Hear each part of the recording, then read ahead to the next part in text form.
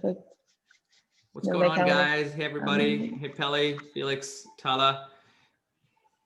So I got a question. Are there any? Is it just? Sorry, my camera's not. There we go. I was like, are there any guys in this group, or is it just going to be me and like a bunch of women just grilling me on questions? So I was just worried a little bit. Okay, this is good. We got a good whole mix of things. So Julia just left. So guys, let's just give everybody another minute, and then I can start with the topic. So we have an hour together, so which will be fun. And the topic today is choosing, the early part of your career, how to kind of navigate that. So, because this is such a topic that I think you guys can actually have back and forth questions with me, so we can make it a bit more interactive, and then we can make it so that stuff that's on your mind that's related to what you guys want to do, then I can help answer it. All right. So we'll make it as interactive as possible. Let's just give everybody another minute, and then we'll go from there. Great. So Felix, where are you? Oh, sorry, Alexander. Sorry, you're saying something? No, I just said thanks. Oh, okay. No worries. So Alexander, where are you dialing in from? I'm in Greece. Oh, okay. Yeah, I'm from Greece, so I'm spending the semester. Gotcha. Susanna, where are you? I'm in Milan, Italy. Okay, nice. Isabel? I'm in Paris right now. Okay, Sylvia? Mm-hmm. I'm in Greece too. Oh, okay. Peli, where are you? Peli's one of my latest mentees, so I'm really happy to connect with her. Hi, Sherjan. Hey. Taking the time to talk to us again. I'm in DC. I'm at Georgetown right now. Okay, and Felix?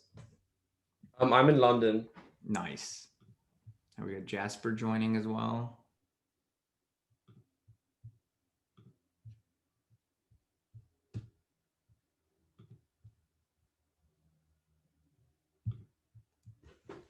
All right, so I think we got a good collection of people here. So we'll get started now. So those of you who weren't able to attend the last one, sorry I couldn't record it, but there's a couple of similar topics that I did in other places that you guys can watch that. But my quick background is I'm an online coach / mentor. I've been doing this for about 10 years now. These times, around the COVID area, time frame, I've been doing more online stuff like this versus historically. Historically, my stuff was mostly offline. But ultimately, the idea here for Mentor Hour is to give you guys 1 hour of having mentorship with me and help you guys answer any questions that you guys have related to a specific topic. So last month we did a topic on building your brand and recruiting during COVID and those kind of things. Today we're focusing on how to choose your early part of your career. And I think it's very important as you start your career or start thinking about your career is to, try a bunch of different things, but the earlier you can align with what you're good at and what you love doing and what you'll be more happy with, that's the best way to do it. Now, obviously, sometimes people find what works for them later on in their career, which is totally fine. But sometimes early on is better. So I'll give you a quick high level background on my own career. So I've been in the world of finance, investment banking, venture capital, and startups for the last 10 years or so. I graduated college in 2009, did a business school degree in 2010. And after that, I've been, going back and forth between investment banking, venture capital, and also my own startup. So, but having said that, that's not the beginning of my career. And if I had some of the guidance that I give students, I wish I would have received that, then I would have done better. But today I have about 4 topics I want to talk to you guys about, starting with there's a topic on yourself in terms of figuring out what you guys like. And I have a little framework that can help you identify what are some of the things you're good at and what are some things you're not. Then we'll go into exploration. So exploration to me is a topic which is related to how can you, let me just add a few more people. I think we have everybody. Yeah. So exploration is a topic which is related to how can you actually explore the field that's out there, different career paths, meet different people who are in the industry, and really learn from them and see what they actually do on a day-to-day basis. Then we'll have another topic on career path, just my own personal career path. So you'll see kind of like what are the mistakes I made, what are the things I did right, and especially things that I did wrong. And then finally, things you shouldn't do, right? So we'll cover those things. We'll take about 20-25 minutes covering all that stuff, and then we'll open up the floor. We'll go back and forth and help answer questions that you guys have. So let's start from the first thing. I think the most important thing you can build right now is a list of things that you love doing and a list that you hate, of things you hate to do. So the reason for making this list is right now there's probably a lot of pressure from various different angles. Like, hey, parents want me to do something else. My friends are going in this direction. Should I probably pursue that? Oh, this job pays a lot of money. Maybe I should do that. Or this is a brand name that I know, but it's not based on any facts about yourself. And I think it's important to list down the things that you love doing and also the things that you hate doing. So one of the things that I've started doing recently, and I wish I did this many, many years ago, is I make a list on New Year's Eve, right? Or let's just say January 1st, for example. And it's a list of things that I love doing, and then a list of things I hate doing. And usually the things that you love doing, you don't want to put more than 10 to 15 items on it, on both lists, right? So 10 to 15 items on things you love, 10 to 15 items that you hate doing. So the benefit of this, and I'll read you guys my list from this year. So I have a journal that I use. So I made a list of things for like 2020, and I want you guys to make this tonight as well for yourself. So for example, the first thing that I have, and this is what my list looks like. I mean, maybe you guys can see it. It's just like one page, and it's written on January 1st. So one of the things I wrote down was motivating people and helping them, right? That was kind of like one of the things I love doing, sharing my thoughts, building things, getting into places I don't belong in. That's just my personality. I love like networking and, you know, getting into email inboxes, let's just say, you know, getting things and ideas into motion. I love building things. I love like, oh, if I have an idea, I'll try it out. Even if it fails, no worries. I'll give it like a shot. That's what I love doing. You know, thinking outside the box, living a healthy life, being around positive people, right? So these are just high level things that I love to do. These are not specific to like, oh, I love this company or I like this kind of work, but this is just stuff that I like to do if I'm given the chance to do it. Now, things that I hate doing. So here, for example, things that I hate doing, working on projects I'm not passionate about, right? Or working with structured people, right? Or environments with a lot of red tape. Right. So there's a lot of red tape. Hey, you can't do that. You got to get permission from HR, blah, blah, blah. Not my kind of thing, you know, exclusive and unapproachable people, working with them, like people who are super, you know, hard to get to, hard to build a relationship with, not my type of people to work with. Right. And then ultimately, like, you know, environments that lack creativity. Right. So I made a list of these things, and I want you guys to make a list as well. What the benefit of this list is this: as you guys get opportunities or see opportunities in life, very quickly you'll be able to triage them and say, oh, no, this is hitting a lot of the things that I hate doing. Like, for example, if Morgan Stanley says, hey, Sherjan, why don't you come back and work with us? I love the firm and stuff. They're good people. But for me, it's going to be a lot of red tape. It's going to be very structured working environment, stuff like that. And no matter how much money they want to pay me, I'm not going to be happy there, right? So as you review this list, and this comes into your own personal decision-making as well. So someone's like, hey, I have an interview at, you know, McKinsey that's coming up. And you're just like, quickly it hits a bunch of these things like, no, it's hitting too many of the things that I won't be happy about. And even if I get the job, which is cool, I'll be very unhappy within a few months. And what you don't want to do is put yourself in those situations and try to avoid those situations and start making decisions based on things that you love doing. And this comes to with also like things you do in life, right? Like, hey, I got an, you know, internship opportunity abroad, or hey, I have, you know, some sort of group project that's come up, or an activity or a club or whatever. Those things, you know, if they fall in the love category, then you should, you know, double down and lean towards. So anyways, that's the first thing I want you guys to do. And the reason for this, making this list, is it teaches you a little bit more about yourself. And the second part is this list evolves. I need you guys to make this list once every year, right? Like the list that I would have made 10 years ago is probably very different from the list that I would make today, right? And over time, what I think you will realize is the list of things that you love doing becomes smaller and smaller, because you become very focused on what you actually love doing, what you're good at, what you enjoy doing, all those things. And things that you don't like doing, the things that you hate, all those things actually become larger and larger, right? So by the time, and this sounds a little bit more morbid, and I don't want to make it morbid, but let's just say it's your last day on planet Earth, you'll probably have only one thing left on your list of things you love to do, right? Which is just living, family, happiness, those kind of things. All the other things are not going to matter. So make this list and make it every year, refine it every year, start fresh every year and see what happens. And that's, you know, the first thing I want to advise you guys. The second thing is exploration. So we're now entering the second topic of exploring. So when you're early, so I'm assuming, let's just look at everybody here. So are most people, you know, sophomores or juniors, I'm assuming around that time frame? Okay. So most of your career is still ahead of you. And if you think about your career is going to be at least 40 years long, right? So you're in college for 4 years, hoping to get some education, then potentially a degree, and then, you know, hopefully a career after that. but the career itself is going to be the longer, time frame. And these 4 years compared to the 40 years that you're going to be spending in your career is just a small segment of it. But this 4 years that you're in college, this is the best time for you to explore, right? Most people come to college, they think they're coming to college to get a degree and get an education. That used to be the reason for a university back in the day. My view is when you go to college, this is your chance, this is your teaser trailer, this is your trial period to go try as many things as possible. But before you can try, you need to be open-minded about it. It's very easy for us to get into these universities, which are top tier universities that you guys are at, and actually be blinded by other people's choices or other people's opinion about what you want to do. My parents wanted me to be an engineer. Now, engineering could be a great path, but is it the right path for me? Similarly, someone wants to be a Goldman Sachs investment banker. Sounds cool, but is it the right path for you? So first thing I want you to do is, as you guys are still very, very young, be very open-minded and put yourself into situations where you're open to learning about other industries. So for example, let's take a whole spectrum of things that are available to you guys.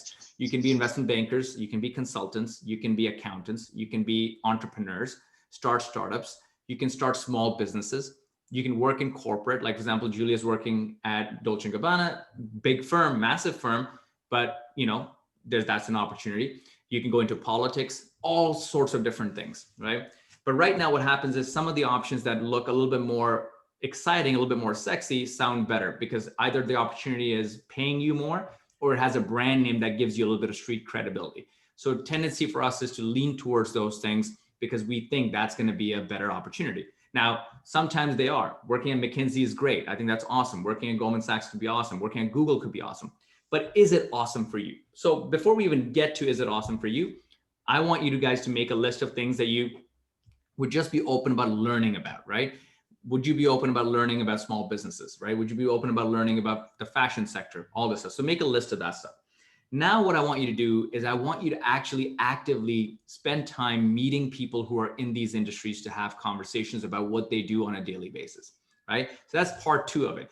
You'll never be able to find out what the job is by attending info sessions and researching online. The actual, the ins and outs and the positives and the negatives of these industries, all industries, is happening when you actually speak with the person who's doing the job. So for example, I run a small business now, right? This coaching business, all this stuff, this is a small business of mine. Now I have happy days, I have negative days, I have sad days, like tough days, all that stuff, right? That's just part of the business. Now, if for example, you are curious about, hey, what is it like owning a small business? Spend like 10 minutes with me or 15 minutes with me, chat about, hey, what are the pros? What are the cons? What do you love? What do you hate? Similarly, you should be having these conversations with a whole spectrum of people, from investment bankers to people in the fashion world, the marketing world, corporate world, politics, all that stuff. Your investment in this is purely just 15 minutes, right? 15 minutes per person, but that should give you so much data about what the job is actually like. And what it does is it removes the brand aspect of it. It removes the money part of it, which are the 2 reasons why people lean too much towards one opportunity over the other. And what it overemphasizes is the actual work. Hey, what does the day-to-day look like? So my recommendation is on the conversation piece is use your network that you have currently at your university, reach out to alumni, people who are not just alumni, actually, people who are just above you 1 level or higher. So someone who, if you're a sophomore, reach out to someone who's a junior who's done a couple of internships recently in something, or reach out to people even more senior than that who are alumni, or reach out to friends of your friends and friends who are in certain industries and be like, hey, look, I just want to actually have an understanding of what you do on a daily basis. What do you like and what you don't like? And asking the question, hey, what do you love about your day-to-day job, right? And also, hey, what do you not like about it? Be very specific about it. And this will bring you back to the first thing that I mentioned. If they say, hey, what I don't like about this job is there's too much red tape, or hey, there are a lot of pessimistic people, or this, then it'll hit you and it'll ring a bell, like, oh, you know what? Maybe I don't want to work at Goldman Sachs because it's going to be a bunch of structured work, right? And maybe I want to go work at something more creative and all that stuff. Similarly, let's just say you meet someone who is a small business owner and she's like, hey, I love that I control my own destiny. There's always a fire on my ass because I have to make revenue every month. And at the same time, I love the creative aspect of it. Now, those things might be hitting the points that you love about your own personal like list, and you would lean towards it. So have these conversations, a little bit of investment to make for a very high return. And then you can further fine tune like which opportunities you should be going after. Now, once you've had those conversations, so let's say every year, in my opinion, you should at least try to meet about 50 people who are in various sectors. Maybe you meet 5 people in each sector. So you've looked at 10 different sectors. Now you kind of have a clear idea of what the job is itself like, but not really fully. It's only word of mouth. This is when you should be able to ask people and be like, hey, is it okay if I come hover you for a day or spend 3 hours with you on a project for free? I don't need to be paid for it. And this is one of the best ways to actually go get your feet a little bit wet in terms of understanding what the job is. So I met a friend of mine, for example, this past weekend. I went to his restaurant. So his family is one of the, they've done well in the real estate world and the small business world, and he owns a bunch of restaurants. So I went and had food with him at his restaurant, and I was so amazed at the kind of the work he does. That he's not just a restaurant owner. He's like building houses on the side. He has commercial real estate that he's investing in, all these amazing things. And I don't know anything about that. So I asked him, I was like, dude, I don't know anything about this, but one time in the future, at some point in the future, I do want to invest in real estate. I would love to just come hover you, or around you for a few days just to learn what you do from a project A to Z. And he was like, yeah, come on over. So find people who'd be willing to bring you on board just for even a few hours, right? And ask them that. So for example, I have a buddy of mine who runs a Shopify store, right? So it's a store that sells various different things on Shopify on e-commerce. He obviously runs a whole set of operations with his wife, from finding products, getting them manufactured in China, packaging them in Toronto, selling it across North America, and marketing, legal, everything involved. So last summer, I spent a weekend with him at his place just to learn how this thing, what it is like, what are the pros, what are the cons. So put yourself in situations without ever having to commit for a long-term contract, and that will give you an idea. Now, obviously, some industries will be impossible to do that. You can't do that in investment banking, consulting, and stuff. But other industries that are self-owned businesses, smaller industries, you can definitely do it. Or if it is a bigger industry, you can ask for a small project to just, hey, can I just come and spend an hour with you and see what you do at a certain day. So try to do that if you can, and that's another way for you to figure out. Then moving on from getting your feet wet, then what you can do is get internships, right? So now that you've gone and narrowed that spectrum down to things you love, you've seen what other people do and what they like, you've then maybe tried a few things by just getting your feet wet by spending a couple of hours, maybe a couple of days. Now what you want to do is you'll have to take a slightly risky bet, but it's not risky at all in my opinion. Go get an internship, right? Go get an internship in that industry and try it.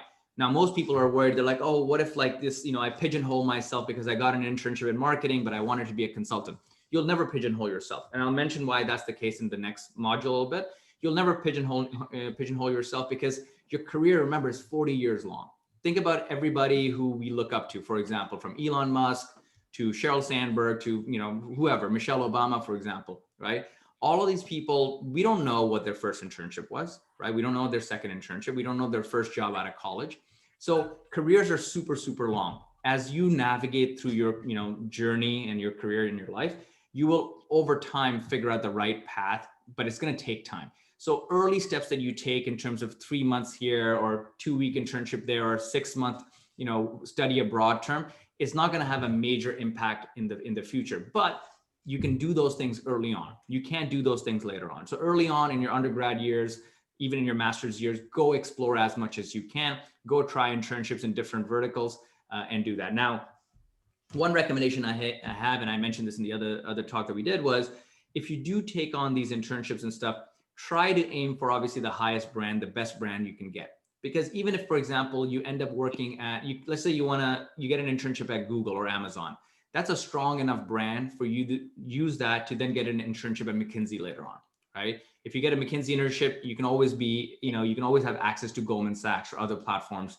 other big firms, Nike, Apple, and stuff from there. So early on, try to emphasize on trying different things, but also try to emphasize on the fact that the better brand will give you a little bit more credibility, a little bit more street credibility, and give you that edge as you recruit for other things. So that's the jumping in piece. Ooh, someone has some runny nose. All right, so let's move on to the next part, career path. So let me walk you guys quickly through my career path so you guys can understand a little bit about how early things don't really matter as much. So my first job when I was in freshman year was at a chicken restaurant. So I was just flipping burgers. So that's just a summer job. Then I had another job, which is security guard. So when you walk into any commercial building, you see the people at the reception who are letting people in or out. That was my job in freshman year as well. Then sophomore year, I got like a desk internship at an engineering nuclear power plant. So I did an engineering internship with them. Then junior year, I worked in IT consulting at Accenture, right? So that was my third internship. Then I got my first winter internship at RBC on the trading floor in sales and trading. All right, so totally different sector, totally different. So all of these obviously jobs have been very, very different. Then my next internship in business school was in a financial advisory shop, very small firm, no name shop, couple of guys, and just doing desktop research. Then I got my first job into investment banking, right? Full-time job in LA. Then I got my second full-time investment banking job. Then I switched and went to Google, and I was in the investment arm there. So I did private equity / growth equity investments. Then I moved to Hong Kong for Morgan Stanley, again, in investment banking, covering a totally different sector, right? So that's been my career path. And after that, I started my first startup, which not first startup, but first full-time startup, which was in the HR software recruiting space. So if you look at that career path a little bit, if you look at the first thing and the last thing, none of them are connected, right? But in parallel to that, for example, I've started a lot of small businesses on the side. My first small business was a photography studio, right? Which is not related to anything else I've done, right? But it's something that I'm passionate about and I focused on that. Then the next business that I started in 2010 was this business, right? Just coaching, mentoring students and helping them get better jobs, not related to any of my other industries. And I have another startup that I'm starting now, which is totally different and is related to content space, right? So my point is, if you look at your career path, fast forward 10 years, because 10 years from now, you guys will be my age, it'll be totally fine. You've tried a bunch of different things. You've worked in a couple of places for 2-3 years each. That's totally fine. But what you have the opportunity right now, which I didn't think about it that way, is to get yourself involved as much as possible. And just one other anecdote I just want to mention is that if you look at students who do well currently, so in Canada, there's a school called Waterloo, which is an engineering school. But one of the things that they've done is they have this co-op term that they've built into the annual curriculum, which is like every 3 months or 4 months, you go spend 4 months at a company and then you come back and you spend 4 months on campus, right, for studying. So get yourself involved as much as possible. And if you look at those students compared to students who come out after just 4 years of studying and maybe 2 good internships, the kids who have been forced to have more internships in various different things, those kids are so much stronger when they come out of the 4-year degree than the kids who've only done 2 internships at different places. All right.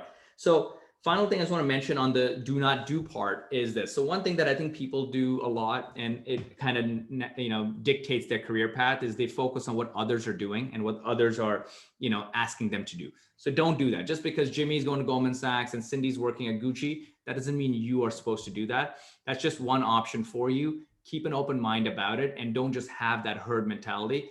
People generally have a herd mentality, and that herd mentality unfortunately amplifies. Because you don't know if the reason for Jimmy joining Goldman Sachs or McKinsey, for Jenny, is they're making the right decision either. They're just doing it for their own reasons, right? So don't just follow them. Make your own decision on why that's the right path for you. So that's number one. Similarly, just because parents or other people are pressuring you to do something, that's also a wrong reason. They're not going to be living your career. You will be. So take their advice and stuff. That's fine, but you don't have to apply it. If someone wants you to pursue one company over the other, I would always question yourself, is this what I want? And then finally, one piece I think that's important is as you get through your career and stuff, you'll come to points in your career where it's just like, oh, I'm supposed to do this, right? Oh, I'm supposed to go to business school after 2 years, or I'm supposed to go to private equity after doing 3 years at some firm. One of the worst things that society has built, in my opinion, is that you get into this rut of things of oh, because it's step A, then step B, then step C, and that's how it's supposed to be. That's not how it is supposed to be. It was back in the day when back in the industrial age, people had too much, factory experience and they needed to get an MBA to then get a better, management job. That's not the case anymore. People who are your age are now founders of very, very, very impressive startups. Why? Because they're following their passion and what they love doing. So don't get into this hamster wheel of life about hey, I'm just supposed to, that's the next step, 2, 2, 2. So one of the things that I think it's important for you to understand as you go through your career path, and this comes back to that first point, which is the list that you made, the things you like doing and the things you hate doing is also related to things that you're good at and things you're bad at, right? So for example, when I was in investment banking, my things that I'm good at, things that are my forte are things like people skill, communication skill, leadership, those kind of things, right? Presentations, whatnot. What I'm not good at, not that I'm bad at it, but that's not the best at it. I'm not the best at it, is the technical side of things, right? So if someone asks me to make an LBO model or some sort of really fancy investment model, that's not my thing. But if someone says, hey, you have any judgment on this idea or on this company? Yes, that's stuff I'm good at. So as you pursue careers after investment banking, for example, you generally go into private equity, right? Now, I know I would never be a good private equity associate because you need to be in the models all day, all the time. So knowing what I'm not good at is also equivalent to knowing what I don't want. So figuring out pretty quickly about what am I not good at it, right? And even if other people, other smart people, other impressive people are getting those jobs, that shouldn't mean that you should also try to get that job. You may get lucky and get the job, but then as soon as you get the job, you will fail pretty quickly at it, right? And you won't be happy because you'll always be up, climbing uphill. So as you navigate your career path, start noticing, hey, am I good at this, right? Am I good at this thing that I'm studying or pursuing? Do I get marketing pretty easily? Do I get branding easily? Do I get design? Do I get, strategy, right? Do I enjoy doing strategy? Am I one of the better people in my team to do it? That should also start figuring out what you're good at. And remember, just because you're not good at something doesn't mean you're going to be a failure, right? Things that I'm not good at, I put my hand up and I say, I'm not the right person for the job. But can I find right people to do that? Yes. For example, in my last startup, even though I'm an engineer, like from education, I don't know programming that well. I'm not a good coder, right? Now, if I had to spend 6 months and learn it, yes, I could try, but I would not be as good. But what I am good is I can go find people who are way better than me in program or coding and get them to help me so I can build something. So my last startup, I found people like that who are better than me at that, hired them, paid them a salary, and then they did what they were good at and I did what I was good at. So make sure you get that, keep that in your mind as you build towards your own career path. All right. So one last thing I just want to add before we dig into questions and stuff is, as you are looking at opportunities and stuff, the point I mentioned about open-mindedness about sector, be also open-minded about geography and regions, right? You shouldn't just focus on your home turf or where you're going to school. Look at other places, look at Asia, look at Europe, look at like Australia, all these other places. There's a ton of opportunity there and you never know.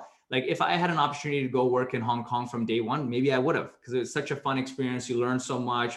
It's a community vibe, all those good things. So don't just remove items from your list just because they don't seem like where everybody else is going. Everybody else wants to work in New York, in New York on Fifth Avenue. I get that. But there's a lot of other opportunities out there that can give you that extra edge.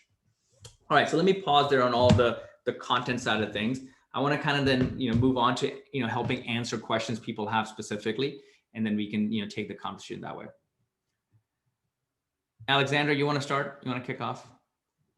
Yeah, actually, I just wanted to touch upon your last point. So about the geography. So I kind of like, now that I'm looking for a job, I'm mostly looking into jobs in London, and I've kind of like convinced myself that I want to like only restrict myself there. And I've kind of erase the United States part from my brain because I just feel like it's very hard for international students, like especially during COVID, to actually get a job there and get sponsored. So I've just been feeling very unmotivated lately, and I'm only looking into Europe mostly and England. So I don't know, like if you would have any tips on that or.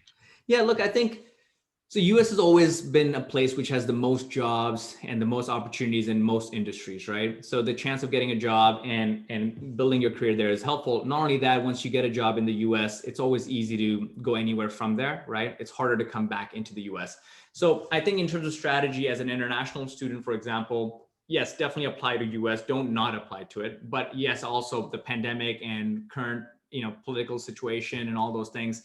US is not a good place anymore as accessible as it was before. Most people I know who had internships in the US or were looking to, join US firms recently are getting cut or getting moved to international offices. So now one thing we can do is kind of be annoyed about it, but the other thing we can do is kind of move on and figure out what we can do.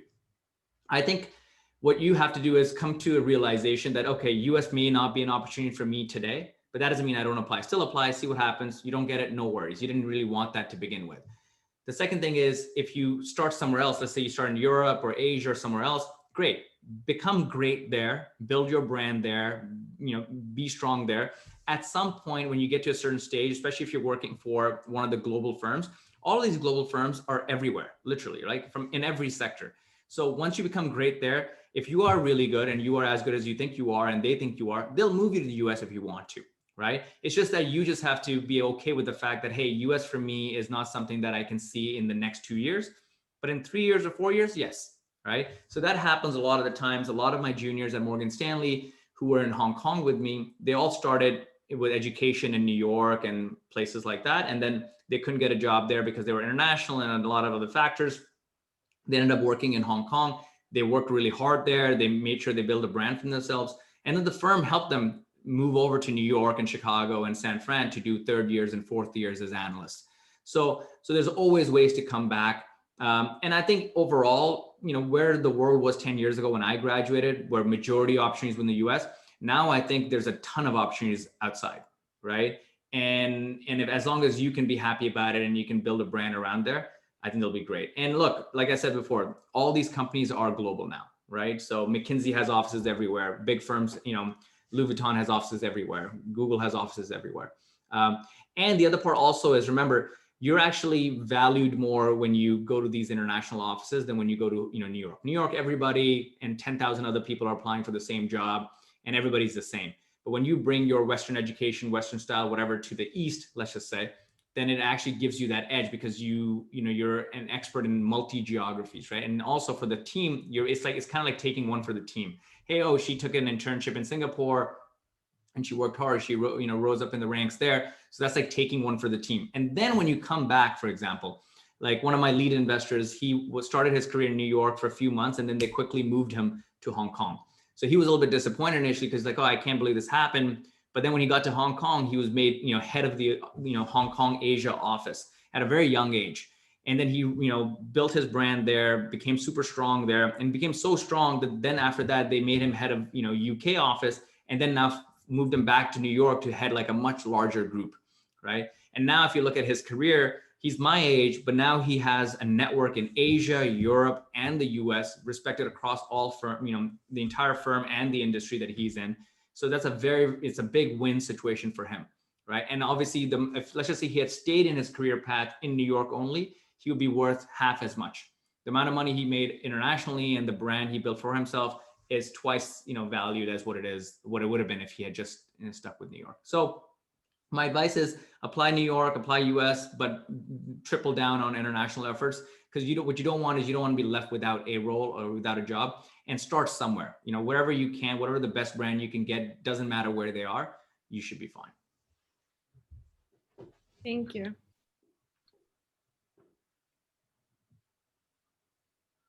I have kind of a more specific question about reaching out to people and creating a network. So since the last time we talked, I've been sending a bunch of emails and I only got like one answer. Okay. And I'm thinking like, am I doing something wrong? Or like, do you have any tips about how to reach out to people? Yeah, so and you're not doing anything wrong. I think what you're doing is what 99% of people also don't do. So you're already like ahead of the game, in terms of you're taking a step and reaching out. I think what you got to think about also is from the aspect of the other person. When you think about when you cold email someone, in your mind, you're like, hey, I've drafted this nice email. I have my resume. I've put in my best effort. And obviously I have an ask, which is I want to get a job, an opportunity or something from that person. When that person, whoever got that email, woke up this morning, they did not have that in their mind. In their mind, they were like, I'm going to get my job done and move on. Anything else is just noise, right? So the hard part about cold emailing is obviously first writing the email. The second piece is if you do write that email and stuff, getting a reply to come back. Most cases, 99% of emails don't get a reply. Right? It's just how it is. But why is that the case? A couple of reasons. The person's busy. They saw your email. They're like, okay, it's important, but not as relevant to them. Or they were busy and they were like, hey, I'll reply to it in 30 minutes. But within 30 minutes, they got other emails from work. They got busy and they're like, you know what? This person's probably not even serious. I'm just going to delete the email and move on. And as if it didn't happen. Right? Now, on the other side, the person who sent that email, they were like, oh shit, my email didn't get replied. And there's all these reasons that you can come up with your mind. The only way for that email to get additional value and increase in value overall is to send another email a couple of days later. So my recommendation to people is, and this is not just the case for you guys. You guys are sending emails with no branding or credibility behind you, right? Because you're just students rising up in your career, just starting your career. So there's nothing for the other person to gain from you in a way. For me, for example, when I was at Google, I would send, CEOs and founders emails with a Google email address and all the backing of Google behind me, and I would still get 99% of my emails rejected, right? So remember, that's just the nature of the game.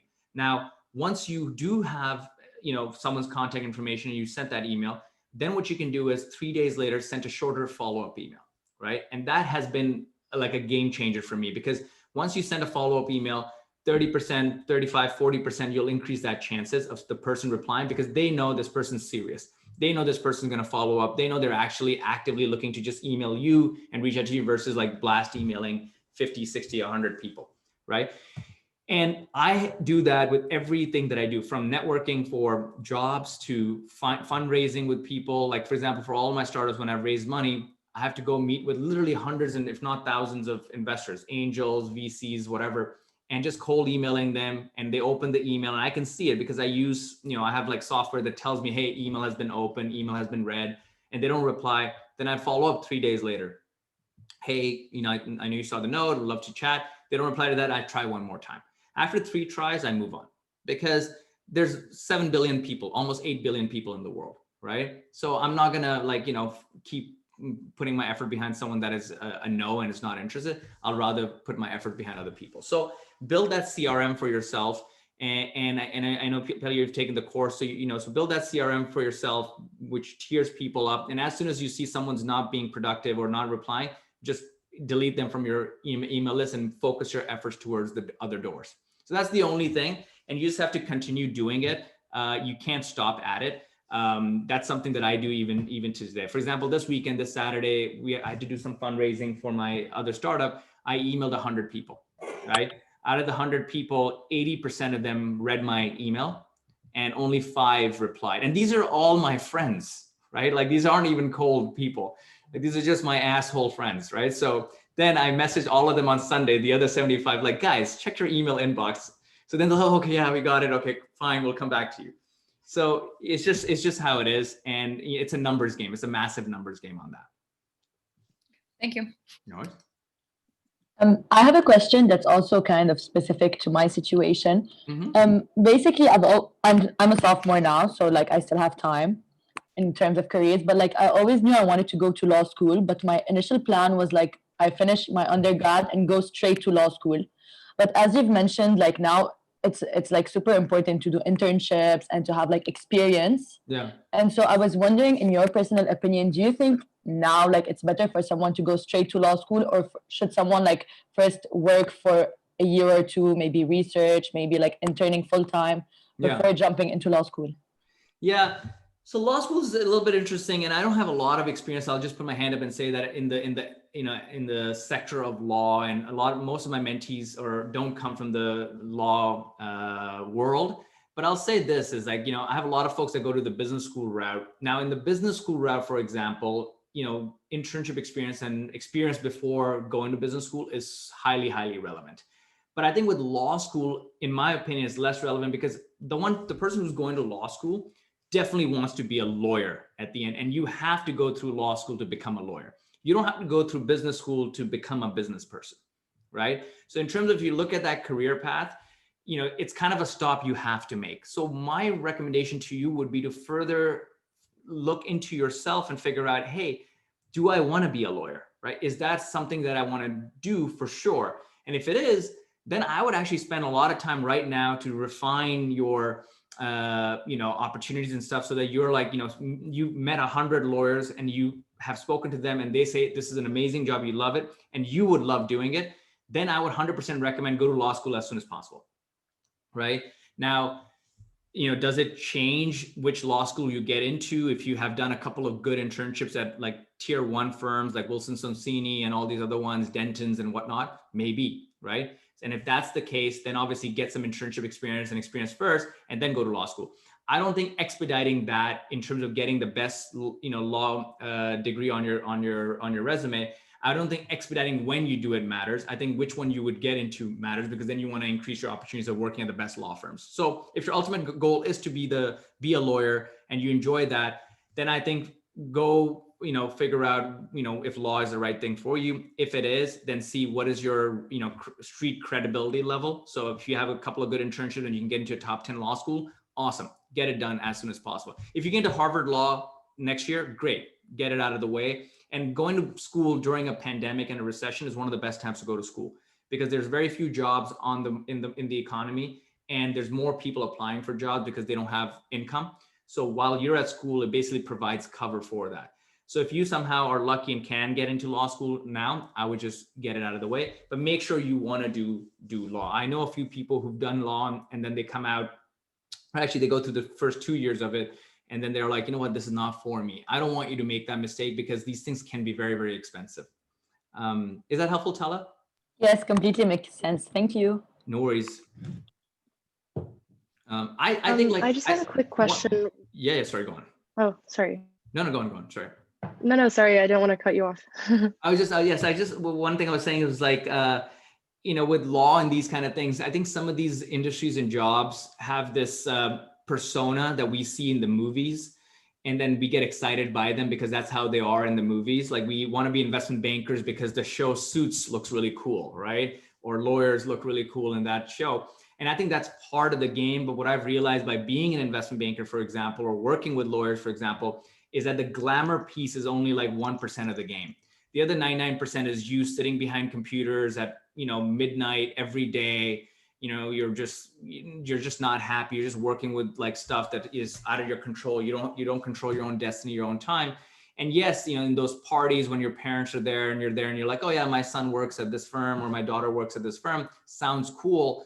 But the other 99% of the times you're just not that happy. So I think I want to make sure people go into these industries really, understand what the job looks like on a day-to-day basis. And one of the things I say to people who, are in the corporate world, and I say to this people, like 99% of people that I know who are in the corporate world, meaning they're working in banking, law, consulting, whatever, they're not that happy. They're just doing the job because it pays them well, and then it gives them, a nice business card, and that's what they're supposed to do. But if you ask them, hey, are you excited to get out of bed every morning and go to work to do that work that you're getting paid for? Almost 99% say no, they're not excited. So that's the difference between startups, for example.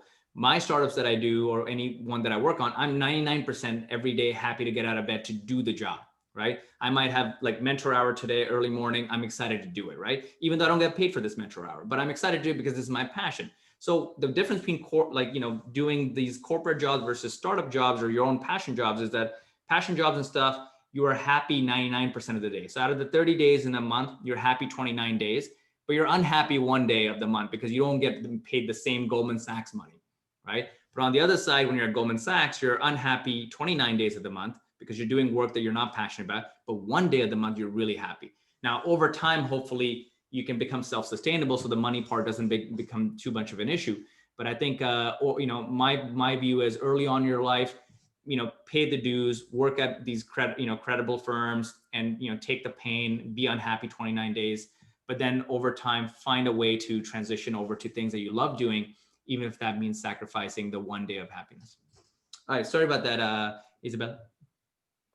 No worries, thank you. So I have a question that's sort of in line with Pelly's about emailing and building relationships. Yeah. How would you suggest going about creating really effective long-term relationships with network contacts in a way that could potentially lead to job opportunities without sounding pushy or like we just want a job out of the relationship? Yeah. So it's a good question. And I think so I have a whole module on this in my course, but I'll give you guys a little bit of a highlight on that. So I think one of the things you need to understand is that you're going to be networking with a lot of people, and all of them are, first of all, they're not waiting to hear from you, right? Everybody is busy with their life and stuff. And you may think that, oh my God, I'm trying to build a relationship and all that. From their perspective, you're just another candidate that's dropped in their inbox.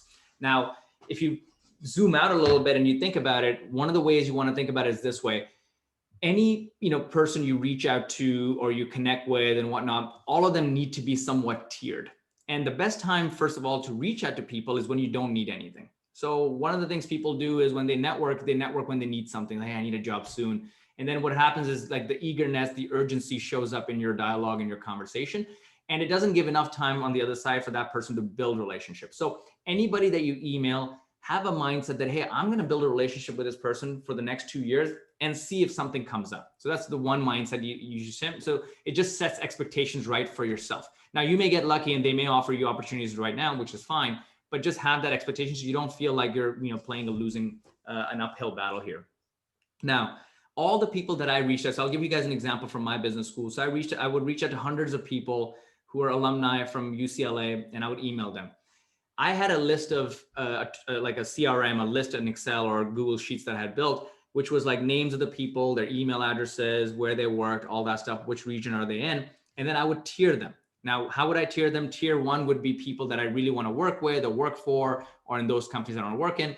Tier 2 are, nice to have. Maybe I want to work there, maybe not an issue. And tier 3 are just people that I know, right? Now, once you tier all of those people are still in the same bucket. They don't know you at all. And if they do connect with you, they're just one data point that they have. But tier 1 people that you have, you want to kind of touch base with them every 6 months. So for me, in my tier 1 people, the way I would think about tier 1 is people that are in your arm's length, right? So if you could put the number of people in your arms, if you make a circle with your arm, and how many people can you fit in that circle? Not more than 10, probably. So 10 people are your tier 1 network people, and you continue putting effort towards them. How do you put effort towards them? Every 6 months, you reach out and you give them a quick update without asking anything. So for example, the tier 1 people that I had in my, when I was looking for a job, there were people from Goldman Sachs, Morgan Stanley, a couple of other people, mentors of mine who I really cared about. And I would give them an update every 6 months, be like, hey, John, just in New York, if you're free, let's grab a coffee. If not, just want to give you a quick update. Just got an internship at XYZ, just finished this, and this. Hope you're well. We'll keep in touch. So a little bit of like, just, keeping my, candidacy or my person, a blip on their radar every 6 months. So that's what I would do. Every New Year's Eve, I would also email. So on New Year's Eve, one of the things I do on New Year's Eve, and I don't do it on New Year's Eve, I actually do it a few days before, but I schedule it for New Year's Eve. And like 3 hours before the clock strikes 12, I write an email, a personalized email to all of my tier 1 and tier 2 people, right? And it's personalized for each one. So there's a email that I'll write, be like, hey, Jenny, just wanted to say Happy New Year. Hope you're well. Family's good. Super thanks for helping me out with XYZ this year. I really appreciate it. Please let me know if anything I can do in the new year, but wishing you an amazing year ahead, right? It's a short email that's personalized for each person. And in total, I'm probably writing 50 or 60 of these emails because this includes tier 1 people and tier 2 people, right? Now, tier 2 people in general, I'm only engaging with them either on that New Year's Eve email, or I'm engaging with them if I'm in their city or in their vicinity. If I'm dropping by Los Angeles and I have someone who I know who works at CAA, and I'll be like, hey, Casey, by your office, let's grab a drink. Are you free? And that's how I build those relationships. So the whole point is building relationships by being long-term greedy on those things. Tier 3 people, I don't really interact with. They're just nice to know if I fall in their, if the circles kind of connect where it's like, oh, I want to, I'm about to go apply for McKinsey, for example. I know someone at McKinsey, I'll shoot them a note. Now, I never feel bad about, a situation where like I need something. I always ask for it, right? I don't like, I guess, run around the bush. I just say it like it is and be authentic about it. Be like, hey, John, I'm applying for, like, for example, recently there was an opportunity end of last year, which was at Stripe. So Stripe, some of you may know, is like a pretty cool tech company. And the role was in a division that I wanted to apply for. So I saw that the person who was leading the role was someone I worked with at Google.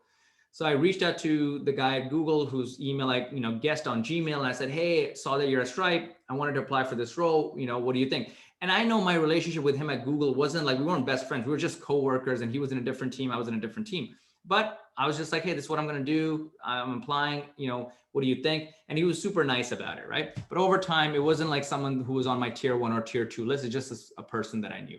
So, my recommendation to you is, network starting today without the need to get anything from these people. And if you do connect with people, start building long-term relationships. And you never know when the right time comes when you want to ask, but by that time you built a strong enough bond with people. One example I'll give you is my mentor at UCLA is this guy named Mohammed Shahzad. He used to be at Goldman Sachs. And then after Goldman Sachs, he joined the Honest company, Jessica Alba's company. So he became CFO of Jessica Alba's company. And when I was at UCLA, he was already a graduate, right? So we had only connected over cold emails.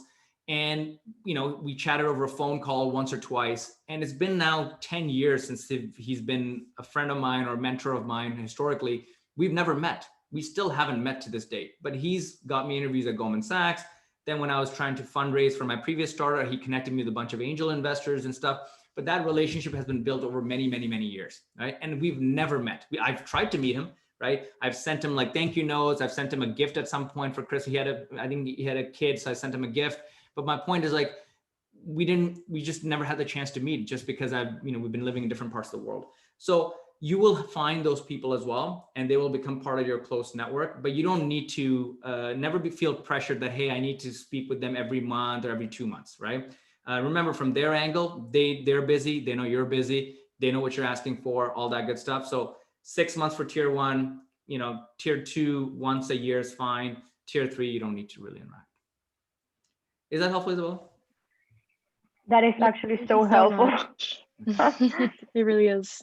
Thank you so much. I had a question. Question. This one's really, really specific to something that I'm struggling with, and I've been trying to get my mind around it. So I accepted a job offer at a consulting company, but it really isn't my dream job. And I've been in contact with some recruiters from the industry where I'm passionate, but I don't know how to communicate that I already signed a contract, or if this is even ethical to be looking out for other jobs while I already have accepted one. Yeah, so I think, a good problem to have, first of all. That's a good thing, right? You already signed a nice movie deal with the Avengers, but then Batman and Superman want you to come and be part of that too. So I think one of the ways I think about this is this, and this is something that companies will disagree with me at, and you can figure out why that is the case. Companies will do what's in their best interest. Companies will never have your best interest at heart. You're just an employee who is part of that, right? The sooner you can realize that, the quickly you will protect yourself. So most important thing, in my opinion, is you got to protect yourself. And I know there's all this stuff about ethics and, company first mentality, all this stuff. Company first mentality is all great until shitty times come and then you get fired, right? So I want you to always understand you are the only one who's going to have your best interest at heart. Company is never going to have that. Only in the good times, the company will take care of you. Now, when you think about, let's just say, you give your word to someone, I think that means something, and you should always do that, right? So if you give someone your word and you sign a contract stuff, yes, follow through with it. But having said that, that doesn't mean you don't stop continuing networking and, and meeting other people and seeing other options that come up. If better opportunities do come up, you should be free to move on, the same way as how companies are free to move on from you when better opportunities, better outcomes come for them. So I wouldn't hold that against you if, for example, you found a better opportunity. And by the way, companies understand that as well. Now, if you signed up for an internship and you told them, hey, I'm in, and you signed the dotted line, I think I would stick to it. But if something better comes up and it's totally better and it's something that I think is the right thing for you to do, then I would also suggest go for that. Right now, what's going to happen in the other side of the situation? The other side of the situation, company is going to be pissed. Now, the entire company is not going to be pissed. Someone at that company that you gave your word to is going to be pissed. And obviously, rightfully so. But if you are, good with building relationships and bonds, you may have burnt a bridge just for now. But if you're smart about it, 6 months later, you apologize, whatever, people will come around. And I'll give you an example from my own story. I signed an offer so I got an offer from Bank of Montreal. I didn't take it, but I said, this is awesome. Let me think about it. Meanwhile, I had, I was recruiting in the US. I got an offer from Houlihan. I signed it and I took it and I joined them. Now, when I joined them, I said, yeah, I'm excited. I want to be here for a long term, which is true. I wanted to be at that time. But when I started doing the job and realized it wasn't what I thought it was going to be, I started opening up my frontiers a little bit and figuring out what else can I do. And Morgan Stanley job came about. When I got the Morgan Stanley job, I wanted to move over. So I walked into the people's offices who had hired me and looked them, face to face, and I said, hey, I'm sorry, but I'm leaving. And I appreciate you giving me the opportunity and stuff. And some of them are very pissed. Some of them were happy. The ones who really cared about me were happy, but the ones who, were cared about the firm more than me were unhappy. Now, having said that, that's just life. People move all the time. But the thing is, 6 months later or a year later, I think I needed something from Houlihan Lokey, right? But I didn't wait for that day. I reached out to Houlihan Lokey people after 6 months, grabbed drinks with them when I went back down to LA. But then fast forward 2 or 3 years later, when I was applying for my green card at Google, they needed recommendation from every firm. right? But by that time, I had built enough of a relationship. I had rebuilt that burnt bridge just enough where they're like, yeah, sure.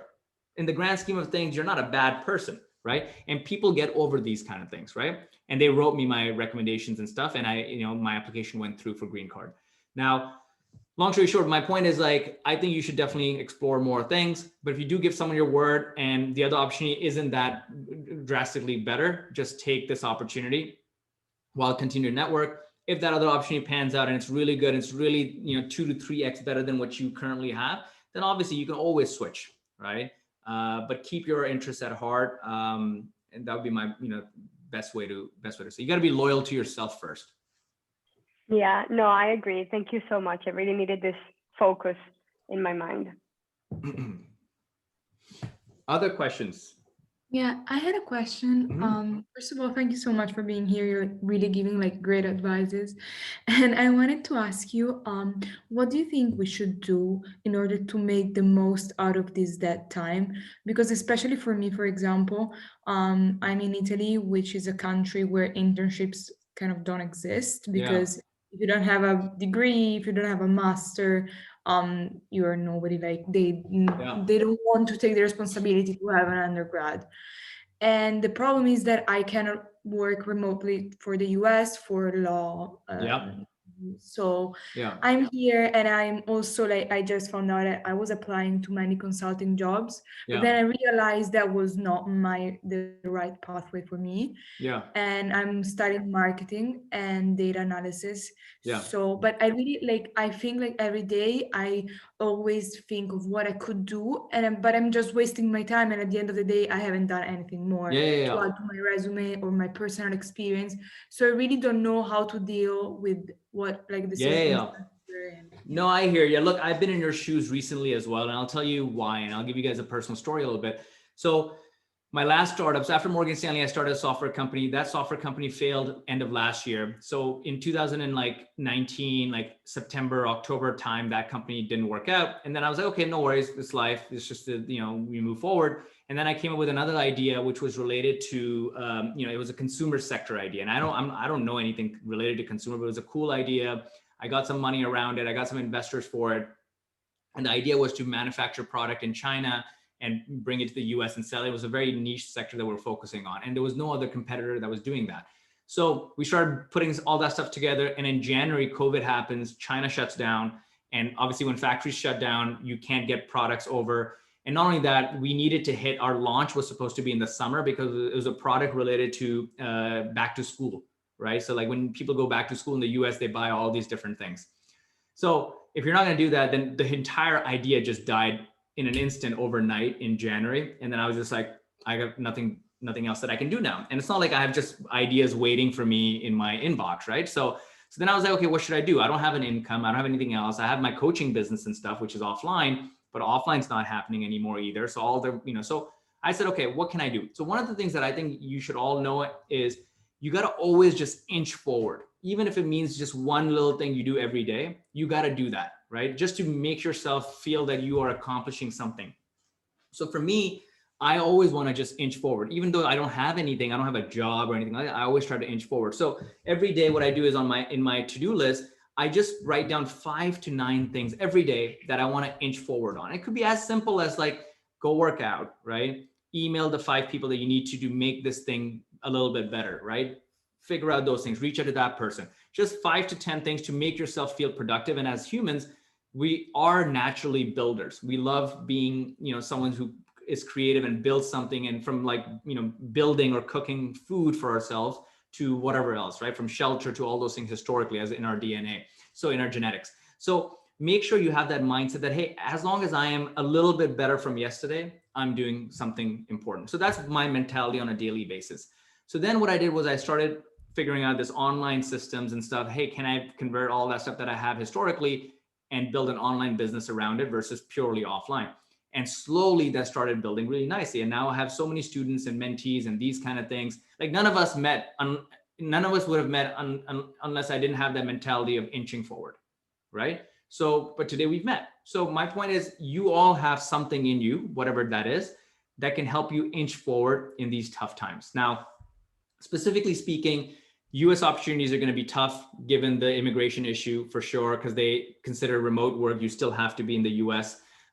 Local opportunities, obviously, you're telling me don't really exist. And I totally understand that. I have a lot of friends of mine who are from Europe or from parts of Asia that internships don't really exist. So then what happens is it comes down to what can you do today to make yourself a little bit better, right? My view on that is if you love marketing or if you love, the world of fashion or business, whatever it is, start something, even if it is small, right? Even if it's small and it takes a couple of hours of your time every day, start something small. Now, what could small thing could be?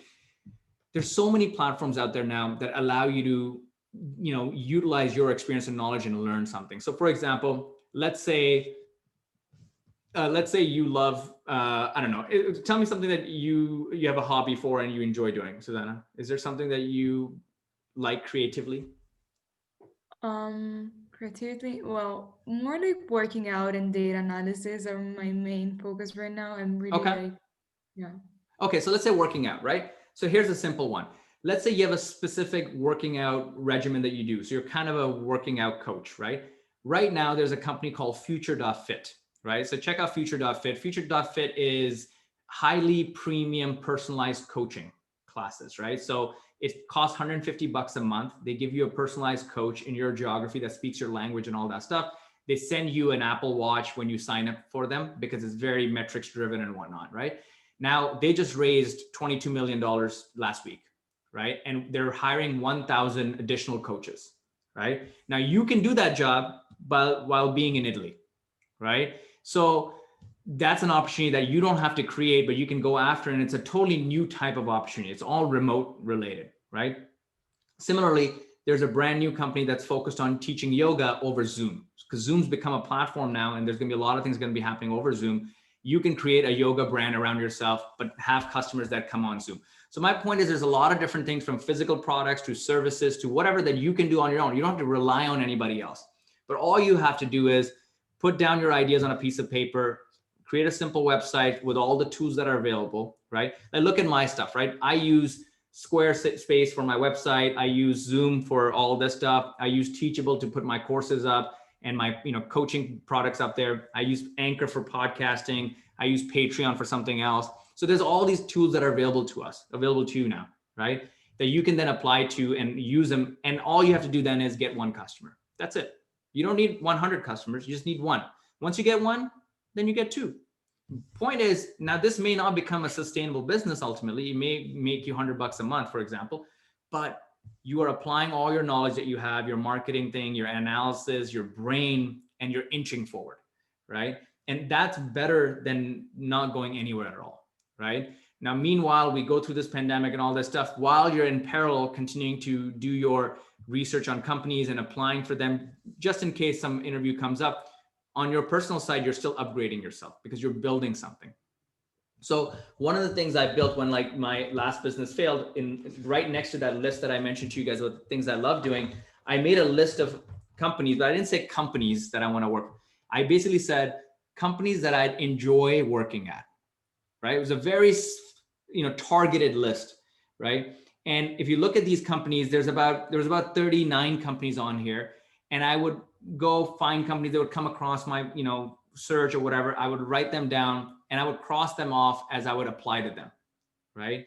But these are companies that I'd enjoy working on. Meanwhile, in parallel to that, the other list that I showed you of things I love doing is how I started doing all this online stuff in parallel to that. So that would be my only, advice right now. What I would recommend against is if you don't want to go to business school or, law school or whatever else, don't just go there just because you want to take cover from the storm. If you have the ability to be self-sustainable and build something yourself, lean towards that first. And hopefully, fast forward 8, 9 months, 10 months, this thing goes by, great. Job market opens up, you get a job. If it doesn't open up, you built something for 8, 9 months, which is a long time, which is good, right? You have something to show for. And then when the employers are like, hey, what did you do last 8, 9 months? Even though all of them understand that you've been, the pandemic's been around, they're not going to hold it against you. They'll be like, wow, you've done something quality. And it also gives you another bullet point to then realize, maybe I really enjoy doing what I'm doing, right? Maybe this is what I love doing, right? I have a friend of mine who started a business in Korea So she basically is Western educated like you guys, but she's Korean and she loves fashion, but her fashion style is, it's not like Western fashion, but it's kind of like fashion that the local Korean middle-aged woman would love, right? So she basically found a tailor in Korea and Seoul to build her a very simple wraparound dress, right? Which has a little bit of a Western touch to it. And she started building a business around that, very small. And at that time, she was already working at Google. So she was making great money at Google. It's not like she needed the money. But that business now pays her almost 8 to 9 times more than she makes at Google. And she runs it while working currently at Snapchat. She's left and now she works at Snapchat and she enjoys working with the team at Snapchat, but she has a team of junior employees who just run her entire operation in Korea. And she, and it's self-sufficient. So you never know how some of these things start and can become, decently big. They don't need to be Facebook, but if they're good enough, they're good enough. And think about it this way. How much money do you really need to live on a monthly basis? You don't need, to be honest with you, more than $5,000, to be honest. Yes, if it's 10,000, super comfortable, right? You can live anywhere in the world for 10,000 US dollars, right? A month, post-tax. So now obviously more would be even better. I get it. But at some point you reach a point where you're like, you know what, if I'm free and I don't have to speak to anybody and reply to anybody, I can do this on my own. So my only quick advice on that, just build something inch forward while you're, waiting. In parallel, you're doing some, research on jobs and stuff. That's the only way forward. Cool. Other questions? I think we're going to start wrapping it up here just to stick to the 1 hour frame. Okay. Because I know some people have class. But some of them have been asking us if you could share your contact information and your programs before we leave so they can follow up with you. Sure. I'll share. So in here, look, I think the best place for you guys. Oh, I don't have it here. Let me see. So this website will give you guys all the information on all of my stuff. If you guys want to improve your recruiting and interviewing game, right? This is all the information that I have related to that. This is my course. You guys should take that. And then if you go to sherjan.com, I have my personal mentor membership, coaching memberships there as well that I mentor a lot of students and on a monthly basis. So that first link should show you that. And then on LinkedIn, you can just search Sherjan and you'll find me on LinkedIn. So if you want to add that. But look, I think if you guys want, and you guys are in a situation where you have interviews and stuff coming up and you want to ace those interviews, I would highly recommend my course. I think it is 11 hours of content that's going to be super helpful to you. But if you want personal coaching and personal guidance where I help you on a one-on-one basis, then sign up for my coaching stuff. And if you have questions related to that, like, hey, Sherjan, I'm thinking of it, I don't know, there's an email on that coaching website. So when you go to sherjan.com and you click coaching or mentorship, I think, there's an email in there and I can help answer those things. And if you have if you have questions related to the coaching stuff, you can always email me on this and I'm happy to answer those questions related to, if it's good for you or not. And I don't want you guys to waste money. So make sure you ask me why you want it. And then I can follow up with you guys on if it's good for you or not. Cool. And we have 3 or 4 of these more coming up as well, I think in the future, but until then, I will see you guys soon. Okay. Thank you so much. I think these sessions have been very valuable for all of us. Thank you. Cool, guys. Well, enjoy the world wherever you are. Stay positive and test negative. I'll talk to you guys soon. Thank you. All right. Thank you. Take care. Bye-bye. Thank you so much. No worries. Take care, guys.